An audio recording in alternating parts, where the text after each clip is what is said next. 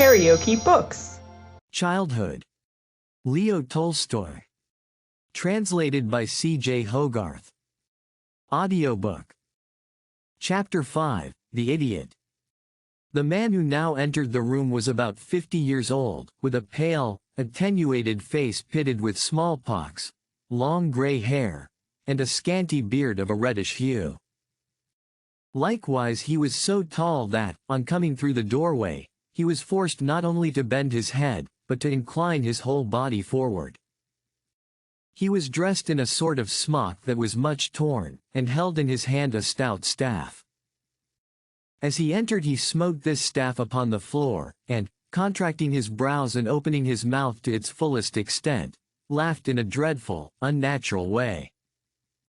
He had lost the sight of one eye, and its colorless pupil kept rolling about and imparting to his hideous face an even more repellent expression than it otherwise bore. "Hello, you are caught!" he exclaimed as he ran to Willota with little short steps and, seizing him round the head, looked at it searchingly. Next he left him, went to the table, and, with a perfectly serious expression on his face, began to blow under the oilcloth, and to make the sign of the cross over it. "Oh, oh, what a pity! Oh, oh, how it hurts! They are angry! They fly from me!" he exclaimed in a tearful, choking voice as he glared at Willota and wiped away the streaming tears with his sleeve. His voice was harsh and rough, all his movements hysterical and spasmodic, and his words devoid of sense or connection, for he used no conjunctions. Yet the tone of that voice was so heartrending, and his yellow, deformed face at times so sincere and pitiful in its expression, that, as one listened to him, it was impossible to repress a mingled sensation of pity, grief, and fear. This was the idiot Grisha. Whence he had come, or who were his parents, or what had induced him to choose the strange life which he led, no one ever knew. All that I myself knew was that from his 15th year upwards he had been known as an imbecile who went barefooted both in winter and summer, visited convents, gave little images to anyone who cared to take them, and spoke meaningless words which some people took for prophecies, that nobody remembered him as being different, that at rare intervals he used to call at grandmama's house, and that by some people he was said to be the outcast son of rich parents and a pure, saintly soul, while others averred that he was a mere peasant and an idler. At last the punctual and wished-for Foucault arrived, and we went downstairs. Grisha followed us sobbing and continuing to talk nonsense, and knocking his staff on each step of the staircase. When we entered the drawing-room we found Papa and Mama walking up and down there, with their hands clasped in each other's, and talking in low tones.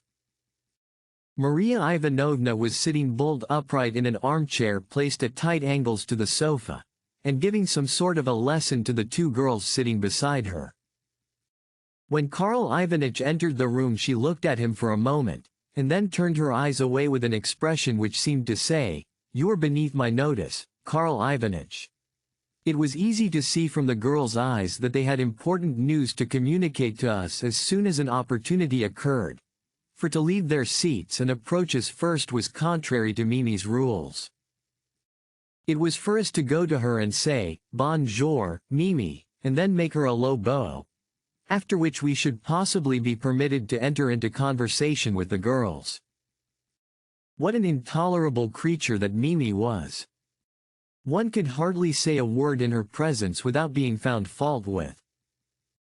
Also, whenever we wanted to speak in Russian, she would say, "Parlez donc français," as though on purpose to annoy us, while, if there was any particularly nice dish at luncheon which we wished to enjoy in peace, she would keep on ejaculating, "Manges, donc, avec du pain," or, "Comment est-ce que vous tenez votre fourchette?" What has she got to do with us? I used to think to myself. Let her teach the girls.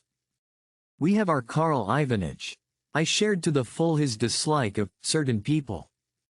"Ask Mama to let us go hunting too," Katenka whispered to me, as she caught me by the sleeve just when the elders of the family were making a move towards the dining room.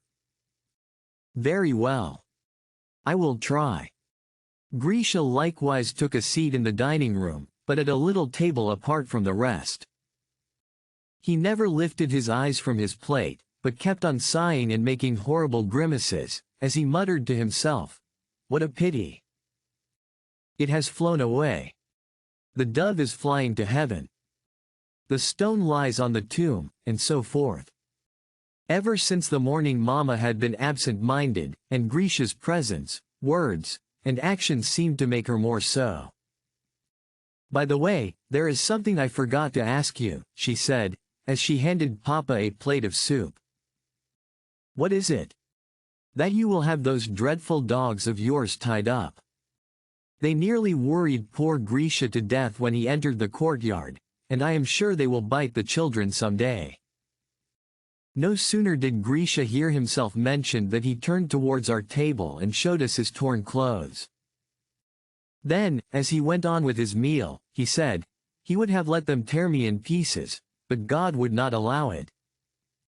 What a sin to let the dogs loose, a great sin. "But do not beat him, master, do not beat him. It is for God to forgive. It is past now." "What does he say?" said Papa, looking at him gravely and sternly. "I cannot understand him at all." "I think he is saying," replied Mama, "that one of the huntsmen set the dogs on him, but that God would not allow him to be torn in pieces. Therefore he begs you not to punish the man." "Oh, is that it?" said Papa.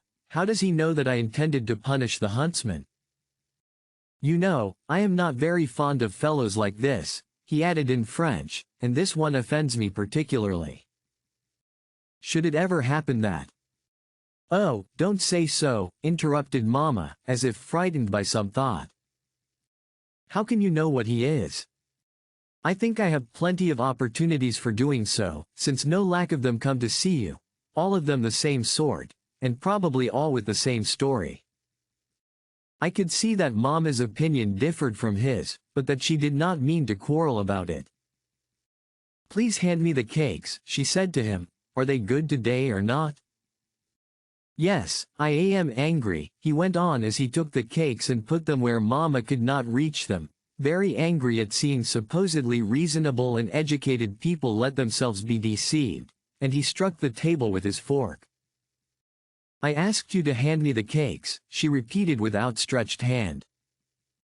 "And it is a good thing," Papa continued as he put the hand aside, "that the police run such vagabonds in. All they are good for is to play upon the nerves of certain people who are already not over-strong in that respect," and he smiled, observing that Mama did not like the conversation at all. However, he handed her the cakes.